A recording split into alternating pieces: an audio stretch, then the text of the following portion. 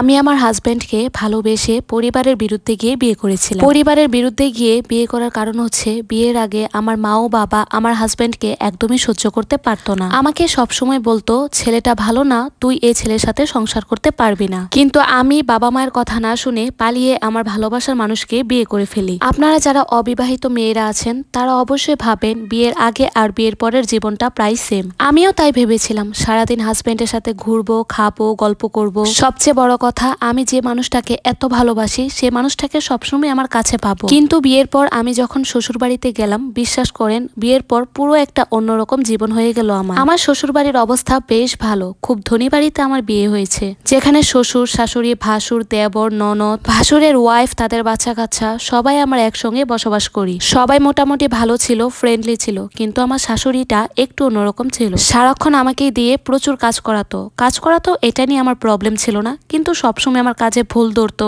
আজে বাজে বকাবকি করতো। আমার হাজবেন্ডের কাছে আমার নামে বিভিন্ন বিচার দিত। এই জিনিসগুলো আমার একটু খারাপ লাগতো, কিন্তু আমার হাজবেন্ড আমাকে যে পরিমাণ ভালোবাসে, সেই ভালোবাসার কাছে এই কষ্ট কিছুই না। আমি এই পরিবারটাকে একদম আপন করে নিয়েছিলাম। যেহেতু আমার হাজবেন্ড বেকার ছিল, স্বাভাবিকভাবে আমি এই পরিবারে বেশি কাজ করতাম। পরিবারের প্রত্যেকটা মানুষের জন্য রান্না করা, সংসারটাকে সুন্দর করে গুছিয়ে রাখা। আমার শ্বশুর ছিলেন প্যারালাইজড রোগী, একদমই বিছানায় পড়া। শ্বশুর তো বাবার মতোই, আর আমি তাকে বাবার মতোই টেক কেয়ার করতাম। সবকিছু ভালোই চলছিল। তার কিছুদিন পর আমি প্রেগনেন্ট হই।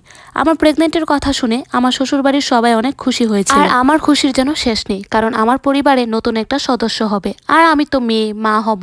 আমার হাজবেন্ড শুরুতে খুশি হলেও শেষ পর্যন্ত খুশি হতে পারে। আমার বাচ্চা পেটে আসার সঙ্গে সঙ্গে তার জব হয়ে যায়। সে অফিসের কাজে বিভিন্ন ভাবে ব্যস্ত থাকে। মাঝে মাঝে সে এতটাই ব্যস্ত হয়ে পড়ে যে আমার কথাও একদমই ভুলে যায়। বিয়ের পরে হাজবেন্ডের সাথে গল্প করতে, সময় কাটাতে আমার খুব ভালো লাগে। কিন্তু জানেন, বাচ্চা পেটে আসার পর থেকে আমার এই ভালো লাগার পরিমাণটা যেন আরো বেড়ে যায়। কিন্তু যতই দিন যায় ততই আমার হাজবেন্ড আমার সাথে খারাপ আচরণ করতে থাকে। বিষয়গুলো আমাকে খুবই কষ্ট দিত। যখনই আমি কোনো কিছু বলতে যাই বা শুনতে চাই, তখনই সে বলতো অফিসের কাজ করে সে অনেক টায়ার্ড, সে অনেক চাপের মধ্যে আছে, পরে কথা বলবে, পরে গল্প করবে।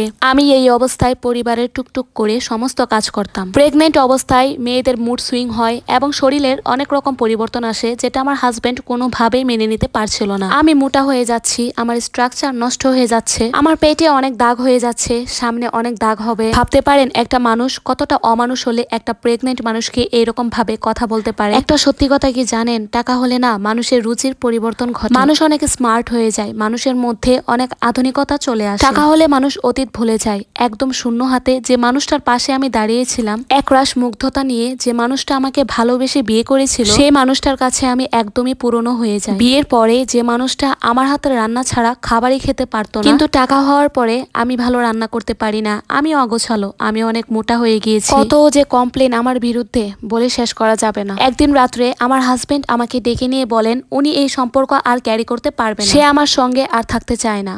তার মুখে এই কথাটা শুনে আমি কি আনসার দিব সেটাই খুঁজে পাচ্ছিলাম না। আমি কোনো রকম কোনো কথা না বলে তার সিদ্ধান্ত মেনে চুপচাপ তার সামনে থেকে চলে আসি। পরের দিন আমার বাবা আমাকে নিতে আসে। আমি তাকে ফোন দিয়েছিলাম। বাবা আমাকে দেখে তার বুঝতে বাকি ছিল না এই পরিবারে আমি কি পরিমাণ শারীরিক ও মানসিক ভাবে নির্যাতিত হয়েছি। সবসময় শক্ত থাকলেও বাবাকে দেখে কান্না আর থামাতে পারি না। যেহেতু আমি প্রেগনেন্ট ছিলাম আর প্রেগনেন্ট অবস্থায় ডিভোর্স হয় না, বাবা আমার হাজবেন্ডকে বলল আমার বাড়ির জিনিস আমি নিয়ে যাচ্ছি, তবে একটা কথা মনে রেখো, যে আল্লাহ দিতে পারে সে আল্লাহ কেড়েও নিতে পারে। প্রেগনেন্ট মহিলারা সব ভুলে যায়, কিন্তু প্রেগনেন্ট অবস্থায় যারা তাদের সাথে খারাপ আচরণ করে সেই কাহিনীগুলো তারা কখনোই ভুলে না। আমার ফুটফুটে একটা মেয়ে আছে যার বয়স 3 বছর। আমার বাবা পরে আবার আমাকে বিয়ে দিয়েছেন একটা ডক্টরের সাথে। আলহামদুলিল্লাহ, এখন আমি অনেক ভালো আছি। সবচেয়ে মজার ব্যাপার কি জানেন, আমার এক্স হাজবেন্ড এখনো বেকার। শুনেছি বাইরে খাবারের জন্য নাকি টাকাও থাকে না। নিঃস্বার্থভাবে যে মানুষগুলো ভালোবাসে, বিশ্বাস করেন সেই মানুষগুলোই মনের অজান্তে সুখী হয়ে যায়। তবে এই গল্পের সাথে আমার জীবনের